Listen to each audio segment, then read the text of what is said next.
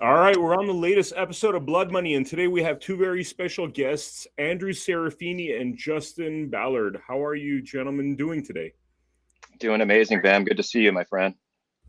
Thank you. Thank you for coming on the Blood Money podcast. So, let's just kind of dive right into it. Andrew, we've had you on the show before, but if you want to give like a quick little background on yourself, what you do, and then Justin, please.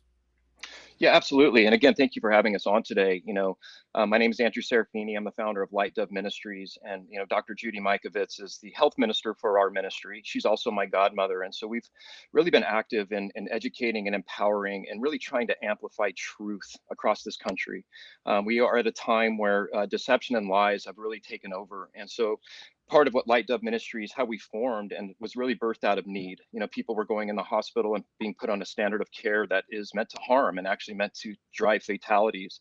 And so Light Dove Ministries essentially formed what's called the Private Membership Association, where we could offer safe therapeutics, we could offer safe health modalities, and provide access to not only things that are going to help bring harmony and equilibrium back to the body, but also the spiritual healing, right? And integrating prayer and integrating how we can really draw down heaven on earth and give people tools that they can be essentially successful with. So we're at a time where our hospitals and our medical system is really degrading in the wrong direction. And so being able to provide solutions and access to folks, so that way they don't have to be driven by fear and actually rolling up their sleeve or be taking poison that's essentially driving, illness and disease and all the other things that we're sort of being infiltrated with. We're being toxified on every level. So we're really trying to do what we can to bring solutions to humanity at a time where there's not many people offering solutions. Yeah. I mean, just real quickly, but Justin, before you begin, I was at one of the Light Up Ministries events, and just hearing Dr. Judy talk about some of the things that have been infused into our lifestyles, like these insane vaccines that, I mean, you could tell something's wrong when somebody comes out there and says these childhood vaccines cause a lot of damage. And next thing you know, there's a whole apparatus that's attacking that person, trying to destroy that person's life. And, that's something that we need to appreciate and understand as a culture and a society, that when that sort of backlash happens, you need to take a deeper look, because what they've been really trying to hide from us, especially as you look at Dr. Judy's research, is that a lot of the stuff they give us is pure poison, bad for us. And you look at autism rates, how they've skyrocketed, and you wonder, why is that all going on? There's a reason for everything. But sorry to interrupt. Justin, tell us all about what you've been up to. Yeah. So my background, I'm a U.S. technology patent inventor. So I have patents around optometry and telecommunications. So for about 15 years, I worked in programming, and so working with things like live television streaming, and which I thought was actually good for humanity, but unfortunately, it's a tool that right now is really it's against us, as we see in the media. And so I've been the past 10 years really waking up and starting to see that there's some severe issues right now in our Western medicine, that the system's broken. So I was in a wheelchair about 10 years ago. I had a drug overdose. I was having multiple seizures every day, and the medication that they were putting me on was actually making me sicker and sicker. So I got to this point where basically it was between life and death, and I had to make a severe change, or a big change in my life. So focusing on natural holistic remedies, like eating healthy and drinking good water, being aware of radiation, and being aware of that we're also very emotional. And so if you watch a lot of television, with my background in patents, it's very easy to manipulate your nervous system with the television. Anybody can look up Henricus G. Lou, which they named Hulu after, and you can actually give people orgasms and sexual arousal just from the television being on with those refresh rates. Wow. And so I've been really studying with different technologies, the effects on the brain, the effects on the blood, and how do we protect ourselves? And that's what's really key right now. We have to figure out how do we not only Ephesians 6 put the full armor of God on, but how do we protect ourselves in our environment that we're in right now? So, work on several clinical trials, and we're just testing what's good and what's bad. And so far, there's a lot of bad out there. Yeah. We did a Blood Money episode where a gentleman came in and told us that essentially we're getting hypnotized from our television sets every single day, that the power of television and hypnosis is a real thing. Gave us an actual example where a whole audience of 600 people was hypnotized. And I mean, I don't know what else there's to say. I mean, this is definitely a tool that is used. It does toxify the mind. Now, tell us a little bit about the approach that you take in terms of, all the toxicity that's coming. Let's say somebody, gets sick, they have cancer, they come to you. You're not a traditional clinic. How do you approach something like that? Well, we don't treat any disease. So if anybody tells you they can cure your cancer, they're lying to you. You heal it yourself. So just like happiness, it's an inside job. And so when it comes to people that are sick, we do brain scans, and so we have many different technologies from brain masters to signets. Which Andrew's been able to experience some of the signet, and so we're bringing in brain masters now, so we can actually look and see how the brain is communicating. Because really, if for a cancer cell, for example, that's your own cell. It's lost communication, it's gone rogue. And so how do you restore that communication? How do you get things back on track? And they won't tell you that at a hospital. They won't go in and actually look at the communication between the brain and the body. And that is vital for our healing. And so I'm really focused on brain health. Your body is electromagnetic. So your thoughts control your magnetic field, and your magnetic field is what holds the electricity inside of you. And then after that, we have the chemical. And so really, my big focus, especially in the past few years, is what's going on in your brain, what's going on in your thoughts. And so if you watch television and you look up patents like Henricus G. Lou and what has been developed for the past 40 years in television, you realize that they are telling you what to think. They're programming you as a television programming. So you can actually see that in the brain. You can see how the brain develops and where your mind and thoughts are going, whether they're negative, which is going to create health problems, or if you can switch onto the positive, which creates health. And so that's where our big focus is how do we get you your thoughts and your brain back? Wow. I mean, we've interviewed doctors that talk about essentially that our whole medical industrial complex is nothing but a destruction machine, that really preventative medicine is where it's at, doing more comprehensive tests, really keeping up with somebody's blood, what's in there, knowing that, cancer might be coming because we're seeing XYZ signs. It almost seems like that kind of an approach married with what you're talking about is like the next revolutionary step in medicine. Absolutely. Yeah, it's the future. It's where we're all going. We are wonderfully made. And so we have to really understand the emotional component and the spiritual component so we can be whole. Where we're not just a physical mass. So much more. Yeah, and but then you have this industrial complex that tries to, shut us all up when we try to talk about these alternative methods. We shouldn't even say alternative because that insinuates that what they're doing is the rock solid method, and we've really seen that that's actually not a good method. Andrew, I know you've been involved in the CBD world. I could tell you, quick little thing from my experience and how this whole medical industrial complex works. I remember back, about 5 years ago, I decided to take a break from my work in entertainment, my work in film and television. Just, after 20 years of it, I said, let me try something else. I tried to open up a little CBD company. And I got to tell you, like the roadblocks that were placed in front of me, I could have been dealing crack on the streets or crystal meth and had a smoother journey than trying to get my, benign CBD products on anywhere, especially like the Amazons of the world. It's like they don't like this stuff. And then you follow what they're selling, what they're into, what they're pushing. And it's basically a mirror copy of what the medical industrial complex wants, what the CDC wants, what the World Economic Forum wants. It has nothing to do with a lot of these holistic alternative approaches that are actually really good for you. You're deep in this world. I mean, tell me, what do you see? What do you see as the future? And any tips are always appreciated because I know you have the secret medicine back there in terms of some of the stuff that Judy talks about that's actually really good for us. So, yeah.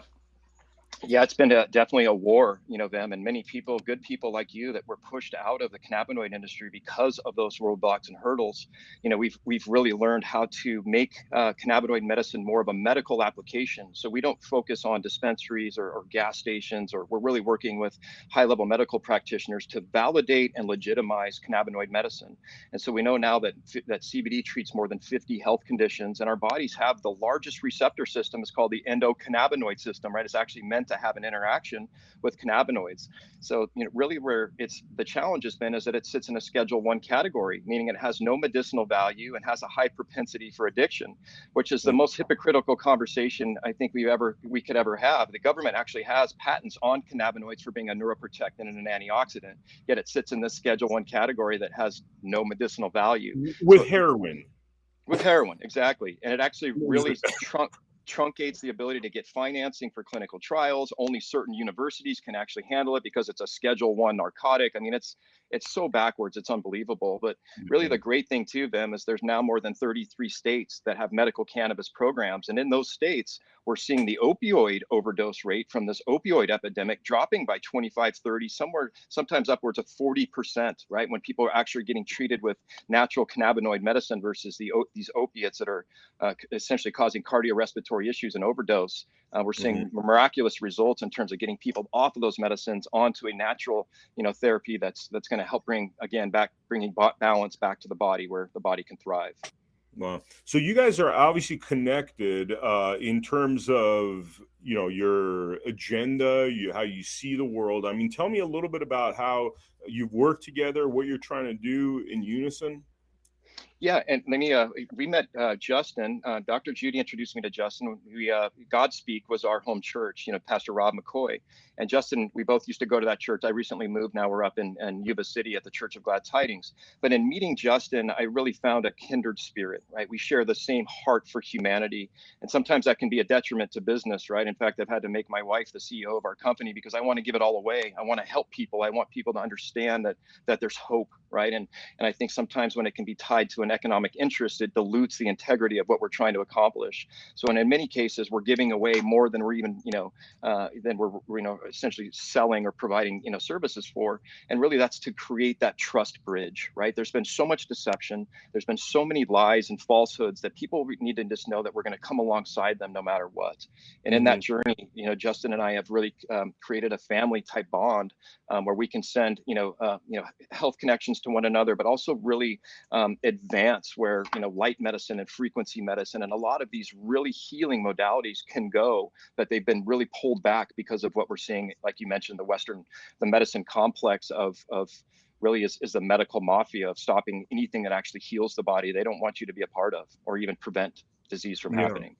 Yeah. I mean, now in terms of going forward, is this sort of thing have to occur in the private first until people catch on to it? I mean, how does this become an avenue that the regular folks out there decide to pursue? And I'll have Justin piggyback this, but we started what's called a private membership association. So a PMA or private membership association allows us to get to have a private interaction with our end users, right? So they essentially, for lack of better term, they take on the liability if there was something to happen in terms of this interaction that we're having. The liability is absolved by the person that we're helping. Right. So which, by the way, it's not much different than walking into a doctor's office. You got to sign 50 forms releasing them from any liability. I mean, you're basically saying it's the same thing, only it's a private interaction as opposed to having the insurance companies and the industrial complexes overlook the process. Exactly right. And it allows us to have more latitude in the things that we can offer, right? Where a lot of this, what they say, quasi medicine, where Rockefeller really introduced pharmaceutical medicines in the 20s and 30s and ran out all the natural health practitioners, all the natural health colleges. And so if we know in terms of really healing the body sustainably, petroleum-based medicines will never do that because they do not treat root cause disease. They only mask symptoms. Where when we get into the natural side of things and we're working with the cannabinoid medicine of light and frequency and other things, they actually treat the root cause of illness, and we can bring the body back to that place of homeostatic function or balance.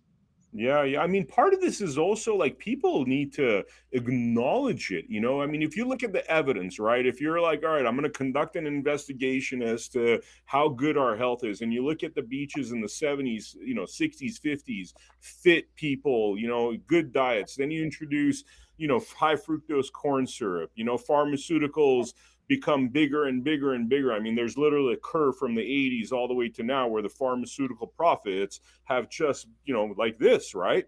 And so, you parallel that with like people just visually looking less healthy. You got to know that, hey, like, I mean, it doesn't take a Sherlock Holmes to realize that all these factors in combination are not resulting in the best version of oneself.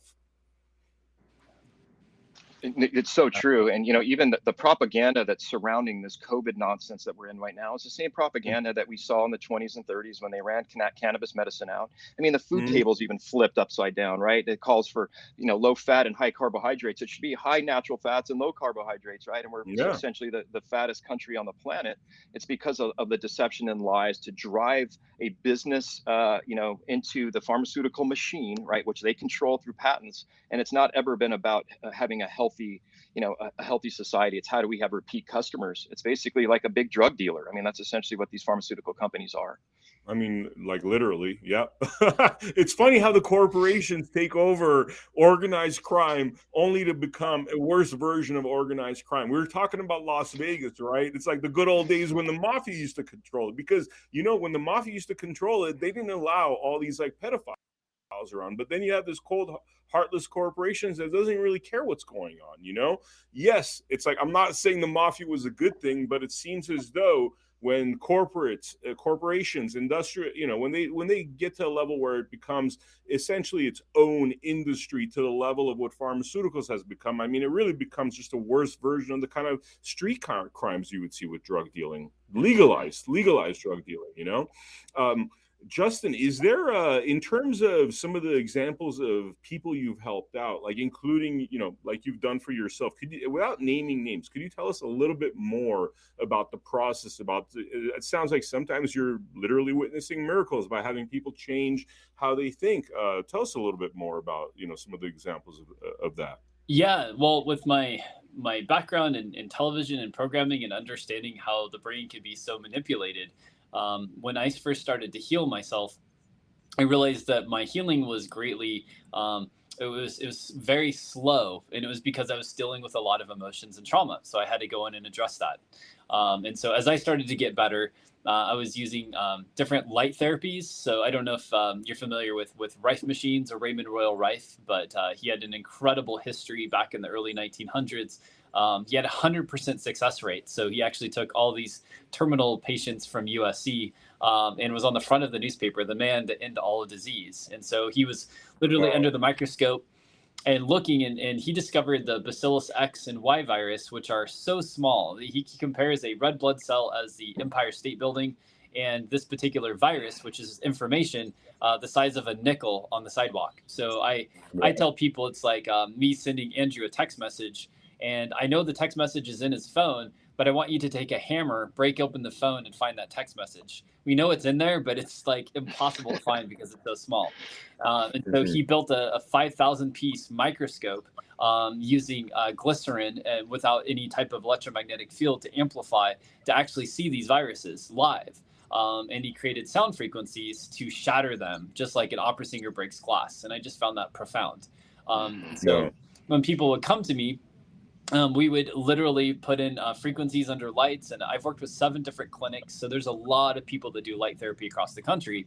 But I noticed not everybody got better. In fact, it's actually a very small amount. 99% of cancer is polyfactorial. So that means that you can shrink a tumor, but the tumor or the cancer is not going to go away because it will adapt and it will come back. And so it's literally, at first, it's like, okay, it's starting to work, but then it's now adapted. And what you're currently doing isn't working anymore. It's like in war, everybody's, they shooting arrows, and now they put up shields that the arrows can't penetrate. So now you got to have a new weapon against it. And so I followed Dr. Reichgerd Hamer out of Germany, and he had 20,000 cancer patients, and he did brain scans on all of them. And he noticed that every single person that had cancer had a dark spot on the cerebral cortex of the brain. And that's why I'm so focused on the brain. And he found that psycho-emotional work would clear up that dark spot. And the moment the dark spot went away on their brain scan, their cancers started to disappear. Immediately, healing edema would happen. And then the cancer over time would be completely dissolved. And 10 years later, he would check in with his cancer patients, and sure enough, the cancer never came back. And so this woman came to me. She's a television She had a brain tumor. She had stage 3 leukemia. Her nose was bleeding. And she went the Western medicine route. She tried the chemo, the radiation. And so I prayed with her and I got to know her. And I realized her life was really traumatic. She was in an abusive relationship, and she was being physically beaten up, and she needed to change her life. We're environmental creatures. So if I sleep in Chernobyl, or go camping next to Fukushima and drink the water, I'm going to get really, really sick. And so I need to change my environment. And so for her, her cancer was a mechanism that the body was had enough. She could not stay in this abusive relationship. Her body was terrified. And of course, your body will do whatever you tell it to do, but it does not want to be beaten up all the time. It doesn't want to be in this negative, toxic soup. And so she did it. She picked up the phone. She broke up with this abuser. She changed her life. And 60 days later, the oncologist could not find any cancer in her body. And so the brain tumor is resolved and the leukemia is resolved. So while we do light therapy and we do other things, the main thing is, because 99% of cancer is polyfactorial, is really going into your subconscious and going into your life and figuring out why you're unhappy, why your body's scared, why your body is literally blocking communication and flow. If you were sitting at a dinner table and you separated every part of your brain, so literally you put your cognitive control network, your executive control network, your default mode network, and you all put them on the table. Well, if the limbic system sits down, it will eat first. It will literally get all the food. And so if you're in any type of flight or flight response, all the energy to your executive functions of the brain is going to go into that limbic system. And then there's nothing left to actually truly think and really like plan out our lives. So if you watch television, for example, Indiana Jones, your heart, if you actually had a heart monitor, every time there's a bullet being fired at Indiana Jones, or he's dodging an arrow, or a big stone coming after him, our body feels it. That's why television is so powerful. So everybody is literally addicted to TV. And so as they're watching this television, it's rewiring your nervous system. So at the end of the day, there's no energy left to actually do real important thinking and to think for yourself. So that's why a lot of people are so lost with disease. It's not just cancer, autoimmune diseases. The list goes on and on. Fibroids, endometriosis, those are emotional diseases that have an emotional root. So you can go get as many steroids as you want. You can put as many Band-Aids as you want. You can take as many painkillers as you want, but you're not going to get the root of that disease unless you go in and you find the trauma behind it or the subconscious programming that needs to be deactivated. And there's tons of technologies that do it, but unfortunately, none of them are covered by the insurance. None of them are allowed to even be talked about publicly. So as Andrew said, we're a PMA, and I almost died. In fact, they gave me just months to live. I was at UCLA. I went from 250 pounds to 120 pounds. I had 13 different doctors. I was doing NIH Helix, so I did all kinds of experimental medication to try to get my seizures under control. In the midst of it, I became a drug addict. I was hooked on Oxycontin. I was taking Norcos every day like candy. I was taking Adderall because I couldn't think anymore because the drugs were clouding my mind. So I was literally snorting Adderall, which is like meth. And then I was on statins and all these other drugs to try to keep myself going. So I was a walking pharmacy. And pharmacy, of course, we all know means witchcraft or pharmakia. And so I had which, by the way, sorry to interrupt you. That's so perfect for them. Yeah. So perfect, because now they're cashing on your pain. And you know what I compare that to with the way the pharmaceutical industry dominates medicine? It's like if you're the person making the rules for toll booths and you are also running the toll booth, so you're making the rules of whether to have toll booths and running the toll. What do you think is going to happen, right? And that's exactly what you're talking about. So right there, as you're suffering, almost dying, they're making a whole bunch of money. So to them, that's a positive. Just insane. But anyway, yeah, it's perfect. We're on blood money. But I first started feeling better when somebody was bringing me really clean water. And so I realized as I was searching water in Pasadena, California, that JPL had leaked some fuel into the wells that were feeding my water source. And that was, I thought, the reason why I was getting sick at first. And so with my technical background, I made 84 chemistry videos. And I thought, oh my goodness, we're going to change the world. We're going to expose all these poisons in the water. That fluoride is really a neurotoxin. And Hmm. instead I got threats and I got content deleted and I got attacked. And I was like, oh my goodness, I thought I was going to save the world, but they already know this. Yeah. And so that's not really the battle to be fought. So if nobody goes to McDonald's, McDonald's goes out of business. So you don't attack McDonald's, you just find a better option for them. So I started basically working. And so we're called Just Hope, and we're as a PMA, we're here to actually educate and find better alternatives. So you don't need to go to the hospital, that you don't need to get on painkillers, that God has provided a solution for everything. Before the problem occurred, there was already a solution in play.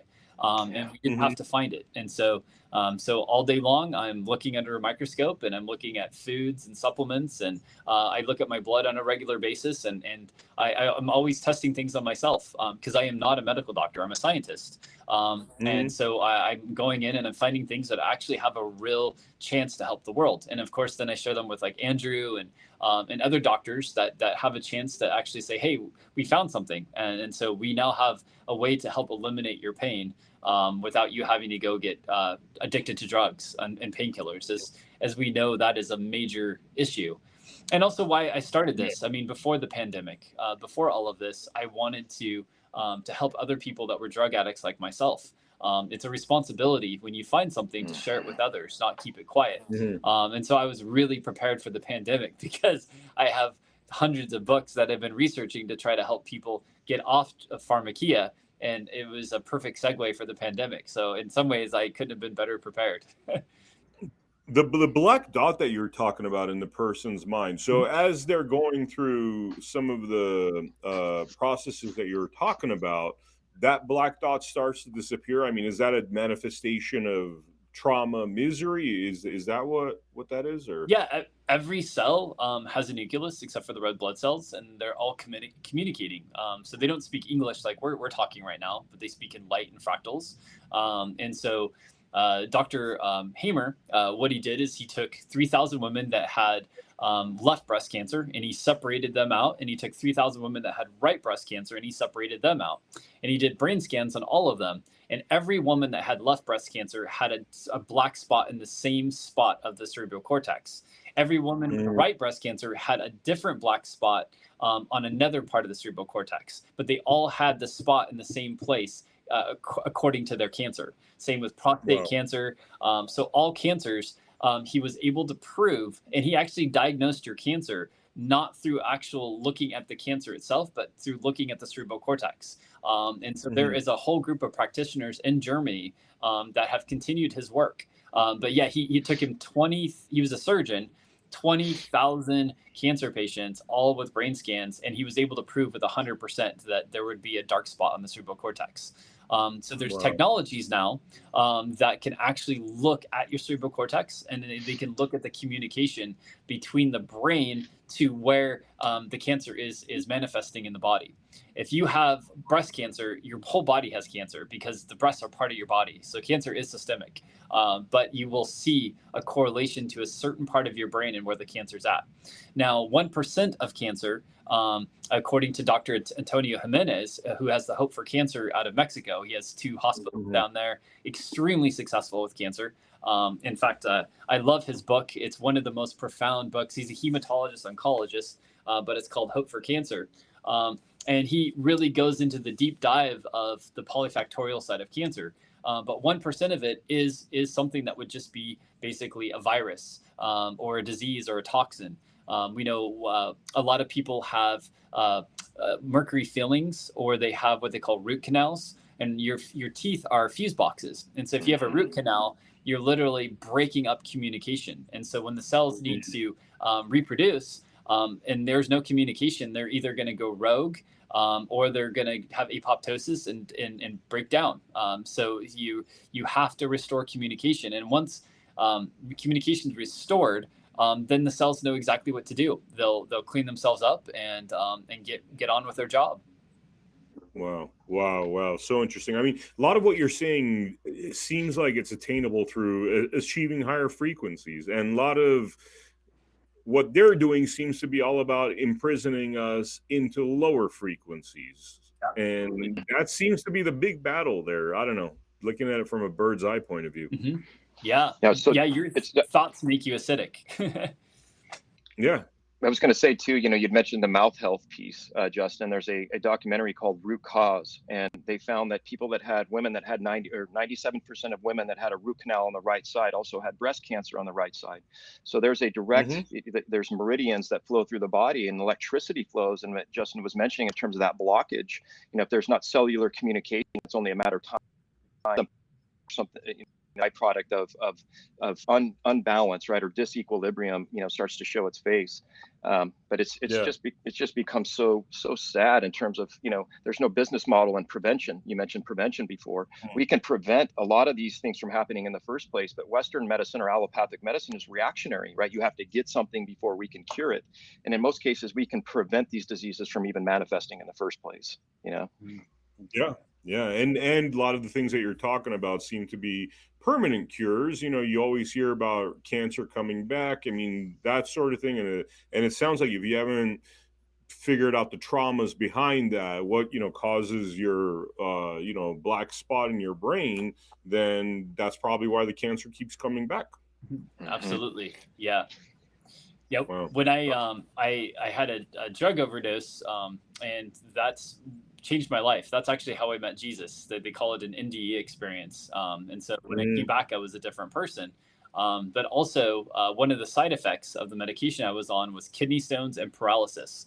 And so I got kidney stones twice within 6 months. I had major issues, especially with my right kidney, and I was paralyzed on the right side of my body. I couldn't move my right leg for about 9 months, and then I didn't have full functions for a year and a half. So I was on a cane, and this is 10 years ago in my early 30s. And so I really woke me up, and I wondered what was going on. But also that breakdown in communication caused my teeth to rot on just the upper right side of my mouth. So I'm missing actually 4 teeth because there's definitely something that happened in the communication, and of course my teeth were a big part of it. And I found that to be really shocking. So thank goodness I don't have any mercury fillings or any root canals, and that should be what people start with. There's a famous doctor in Vegas named Dr. Royal Fuller.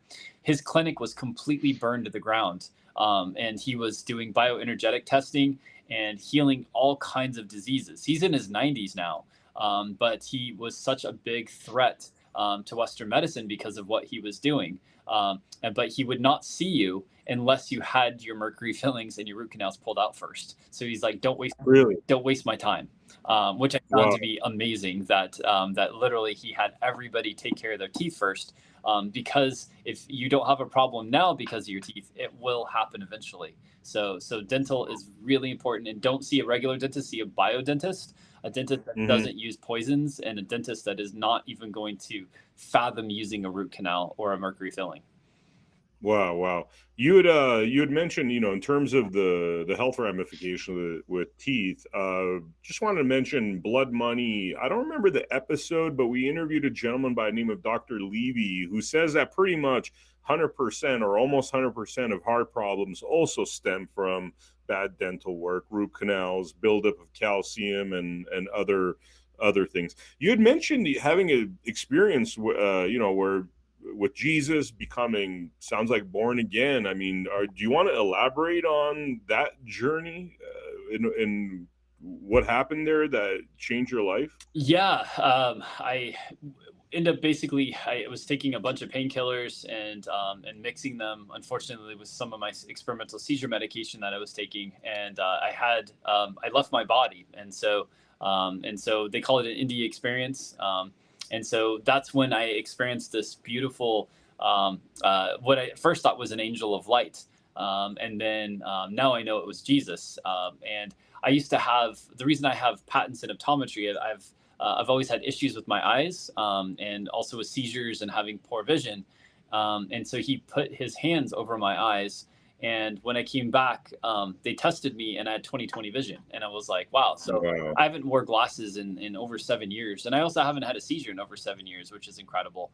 So I can't recall what Jesus told me. I just remember I was there for a long time. I'd never experienced what I thought was love, but this was actually real love. And so you can love movies, you can love friends, and you can love food. But then there's agape love. There's this unconditional love that loves you no matter what. I mean, it's just the most beautiful, it's encompassing love. And so when I came out of it, it completely changed my life. And so now I completely believe in Jesus. And I don't know exactly what he told me, but I know that he said I have a purpose and that I'm supposed to be here on this earth for a reason. And so, despite the doctors giving me a short amount of time left to live, and my body basically wasting away into nothing, he brought me back. And of course, I'm like, well, why didn't you heal my leg? But now, after watching the TV show The Chosen and seeing that whole aspect of how one of the apostles had a bum leg, and he said it's actually a message for other people. And so now I'm like, wait a minute, maybe my leg not being able to use it for a year and a half was actually a blessing, because at first it made me really learn more about the body and health and communication, and two, it developed my patience also, and I really need to develop patience. So now I got baptized May 5th, 2018. So I'm just now getting ready to celebrate 5 years as baptized and following Jesus, and so I live and breathe whatever God wants me to do. And being in the television world, you're around luxury, you're around illusions. So, the age-old thing, you eat and you get hungry again, you drink, you get thirsty again, you have nice things, but then they fade. And now I'm looking for something eternal. Now I'm looking for something that really fills you up. And that part is what everybody needs, because it's very easy to see a dangling golden carrot and to sell your soul and to sell yourself out. So I'm really glad that I went through all of this medical hell for me, literally hell on earth, to get to this point. So I never want to do it again, but I'm really grateful that I got here. And it made you really tough too. Me and Andrew have been through the fire. So now we're tough as beef jerky. So we're not easily pushed over. That's awesome. This is really great. Andrew, was there anything that we didn't talk about that you'd want to, talk about, mention, Yeah, I want to mention, can you guys hear me okay? I know my internet's been a little unstable, but one of the things I want to mention is we have a call this Thursday, and we've been really working hard to pull together sheriffs and pastors and spiritual leaders from across the country. And it sort of is now turned into an international effort. We have pastors from Canada and the UK and Europe all joining this call. And what we're doing essentially is bringing together sheriffs and pastors to show them, undeniable evidence that this shot is a bioweapon, right? That they're literally like putting that injection is like putting a gun to somebody's head. And the other part of that too is to start to bring support and we the people behind the sheriff, so they can start doing their job in terms of enforcing accountability and enforcing justice. So it's really become a very important endeavor in bringing these communities together. One, that we can unite the body of Christ, right? Unite the body of what the Lord is trying to do in the earth right now, but also have the accountability piece, that we can stop these crimes against humanity. We can stop the toxification of our skies and the stuff that they're putting in our food, and really start to make a difference for the good guys, right? We know that God wins in this. We know how the story ends, but we have to rise up as a people. We have to rise up as a nation. And so we're bringing that group together, and there'll be a series of calls, but I really believe this will be the catalyst to what God can do. And we're already seeing revival breaking out in universities and pockets of the country. And I think he's really going to breathe on this and really ignite, in a spirit of courage that we so desperately need in this country right now. So if people are interested in joining that call, they can RSVP to calling all pastors at patriotview.us. If they send an email RSVPing, we'll send the link out to the call. We're not openly advertising the link for obvious reasons, but we really want the fighters, the prayer warriors, the people that are really standing for this country to come together on this call and really start to not only flex our spiritual muscle and fortitude, but really, inform the sheriffs that we have to start taking action now, where we're not going to have a country here before long. Yeah, I mean, you remind me of a couple of interviews we've done recently. One was with a gentleman by the name of Coach Dave, whose biggest beef was the cowardice of the church and the fact that, there's been a lot of, flat out Luciferian looking things happening around us, and not, you stood up, Andrew. You're very vocal, but unfortunately, like the doctors out there, 99% of ministers, pastors were not very vocal, and that's one of the issues that seems like we have, and we got to get the church involved. We got to get families involved. And the other thing I wanted to mention, I just did an interview with a gentleman by the name of Todd Callender, an attorney, right? And what's very interesting is that he's saying that whoever's taken the shot is actually the patented property, like literally a patent, no longer human. And there's like legal documents that show this, that you are considered something other than human, right? Mm-hmm. And the implications here, which I think are very interesting for gentlemen that are, sheriffs, is that if you are not man or woman, you have no rights under the law. So we're talking about pre-1860 slavery, slave state, in terms of what that legally means. Now, whether the courts are going to, look at individuals like that and say, you have no rights under the law or not. The fact is, though, there's a legal precedent that states that these are not man, woman anymore, not even human anymore, as long as you've taken that shot. And unless you're man or woman, you don't have rights under the law. So interesting little tidbit there as far as how this affects people. And frankly, the slavery state that they seem to be wanting us to be in. I mean, anybody that knows about PMAs and implications of a birth certificate, citizenship, that sort of thing, knows that, this is kind of part of the agenda. They'd rather have us to be these docile slaves. They don't want us to move to these higher frequencies, some of the things that we're talking about, better medicine, all that. It just seems to be systems based upon, making financial gain from suffering, unfortunately, That's what's so enlightening about what you guys are doing. I mean, it's literally the work of God, and I deeply commend you for, doing this work. I'm glad you brought up Todd too. Todd's a good friend, and we've been working closely with Todd. And what you're talking about too is those that have taken the injection, this gene therapy application. They're technically not human. They're called trans-sapien, right? They're trying to fight this in court. Mm-hmm. And of course, Todd's fight is the 13th Amendment, that we've already abolished slavery. But another part of this is called the oath of office, right? And so a lot of these elected officials and judicial officers have not taken their oath of office. I'm talking high level, like Kamala Harris and Pete Buttigieg and several others. And so they're operating without any accountability or connection to the country, right? They're literally running they're rogue agents. So every piece of legislation or legislative action that these people have put into place, we can unwind, right? As we show them in a court of law that their oath of office is not being adhered to, that we can literally unwind it. It's like it never happened. So what we're trying to do in part with the sheriffs is to educate them enough to show, hey, we're coming behind you to support you. But many of these elected officials that are driving our country into the ground, driving our economic system into the ground, driving medicine into the ground, are operating with no oath of office, and they have to be removed. And we can give them the support to do that, right? To start making arrests and drive some accountability in this country again. Totally. And Todd was talking about how most of the people causing most of the damage are not even elected. They're appointed officials, which is an interesting little tidbit. Yeah, absolutely. Yeah.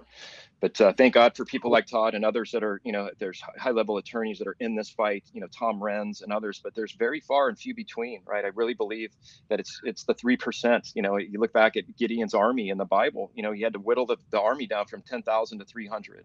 And why is that, right? Yeah. One reason is to give God glory, but two, there's many are called or few are chosen. Why? Because few choose to really pick up the courage that's necessary to fight this fight and to sacrifice what's required to advance truth. And because we're fighting against every facet of society is pointing the other direction, and we're going upstream against it, Exactly. And, then my next question there becomes, we're talking about taking this through courts and stuff, not to get too deep into this topic, but you're talking about going to, again, you're at the bar, you're going to the bar with a bunch of bar agents that are filling our legislatures and are filling our judicial branch, hoping that, I don't know, that they're going to go against the agenda, that they're going to go against the greater narrative. And I don't want to sound like, a doomsday type person, but I like to think about these things before they happen, and I one of the solutions was getting grand juries involved in this to get it out of,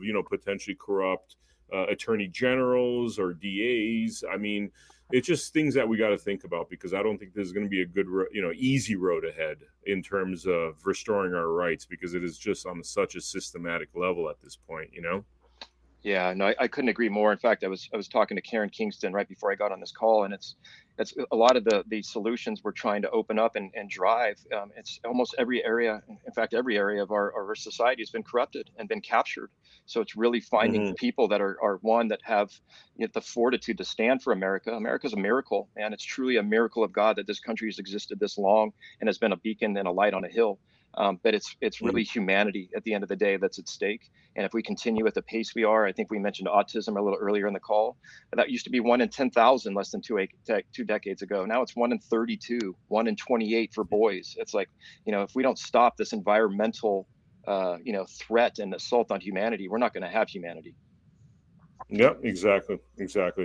Thank you so much, gentlemen, for showing up to this episode of Blood Money. We really appreciate your time. I know a lot of the information for the viewers out there is, you know, heavy information, but at this point, we can't sugarcoat this stuff. This stuff's happening out there. Humanity is at risk. It's time to change the paradigm.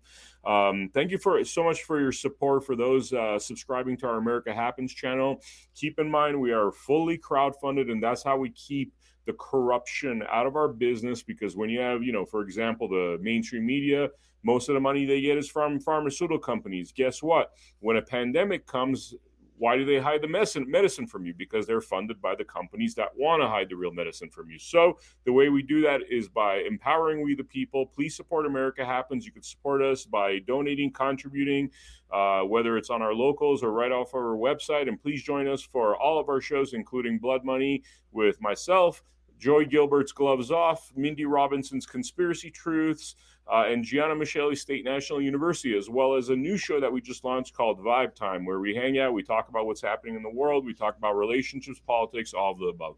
Thank you so much for joining us for this Blood Money episode, and I will see you on the next episode.